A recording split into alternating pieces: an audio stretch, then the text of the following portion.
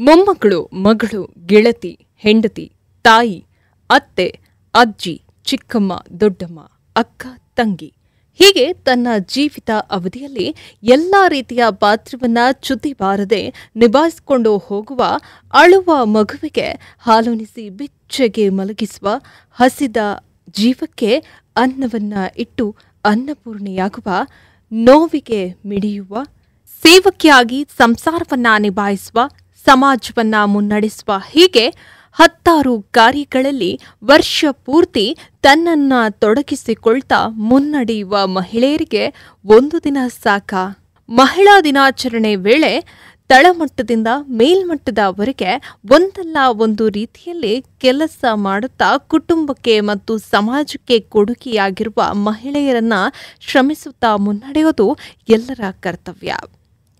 ಈ ಸಂದರ್ಭದಲ್ಲಿ ಮಹಿಳೆಯರ ಕಾರ್ಯವನ್ನ ಶ್ರಮಿಸುವಾಗ ಜಿಎಸ್ ಶಿವರುದ್ರಪ್ಪ ಅವರ ಒಂದು ಕವನದ ಸಾಲು ನೆನಪಾಗತ್ತೆ. ನಿನಗೆ ಬೇರೆ ಹೆಸರು ಬೇಕೆ, ಸ್ತ್ರೀ ಎಂದರೆ ಅಷ್ಟೇ ಸಾಕೆ.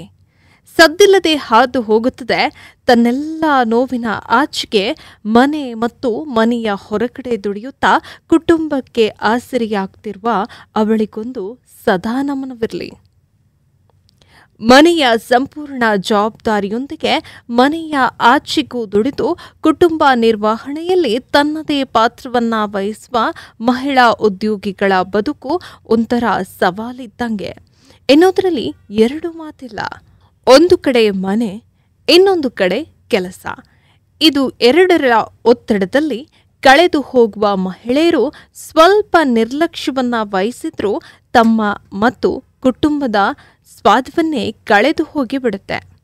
ಹೀಗಾಗಿ ಎರಡೂ ಕಡೆಯೂ ಸರಿದೂಗಿಸಿಕೊಂಡು ಹೋಗ್ತಾ ಇರುವಂಥ ಕೋಟ್ಯಾಂತರ ಮಹಿಳೆಯರ ಬದುಕು ಬೆಚ್ಚಗಿರಲಿ ಎಂದು ಆಶಿಸೋಣ.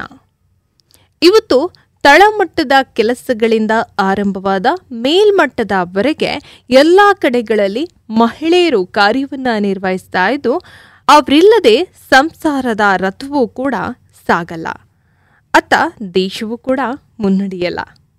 ಮುಂಜಾನೆ ಎದ್ದು ಗಂಡ ಮಕ್ಕಳು ಸೇರಿದಂತೆ ಇಡೀ ಕುಟುಂಬಕ್ಕೆ ಅಡುಗೆಯನ್ನ ಮಾಡಿ ಬಡಿಸಿ ಮಕ್ಕಳನ್ನ ಶಾಲೆಗೆ, ಗಂಡನನ್ನ ಆಫೀಸ್ಗೆ ಕಳಿಸಿ ತಾನೂ ಒಂದಿಷ್ಟು ತಿಂದು ಮತ್ತೊಂದು ಕಡೆ ಡಬ್ಬಿಗೆ ತುಂಬಿಸಿಕೊಂಡು ಹೊರಟು ತನ್ನ ಕೆಲಸದ ಕಡೆ ಓಡುವ ಮಹಿಳೆಯರು ನೋಡಿದವರಿಗೆ ಅರ್ಥವಾಗೋದೇ ಇಲ್ಲ.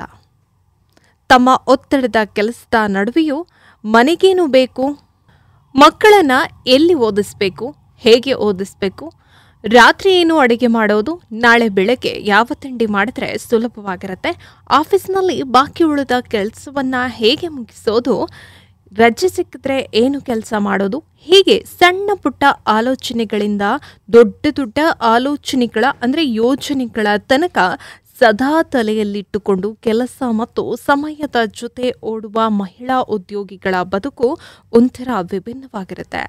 ನೋಡಿದವರಿಗೆ ಅವಳಿಗೇನಪ್ಪ ದುಡಿತಾಳೆ, ಸಂಬಳ ಬರುತ್ತೆ, ಹೊಸ ಬಟ್ಟೆ ಚಿನ್ನ ಒಡವೆ ಮಾಡಿಸಿಕೊಂಡು ಅವಳಿಗೆ ಹೇಗೆ ಬೇಕೋ ಹಾಗೆ ಬದುಕ್ತಾಳೆ. ಆದರೆ ಕೆಲಸದ ಒತ್ತಡ ಗೊಂದಲಗಳು ಅವಳನ್ನ ನೆಮ್ಮದಿಯಾಗಿಡೋದಿಲ್ಲ. ಒತ್ತಡದ ಬದುಕಿನಲ್ಲಿ ಆಕೆಯು ತನ್ನ ಗಂಡ ಮಕ್ಕಳು ಸಂಸಾರ ಅಂತ ಸಮಯ ಕೊಡಬೇಕಾಗತ್ತೆ.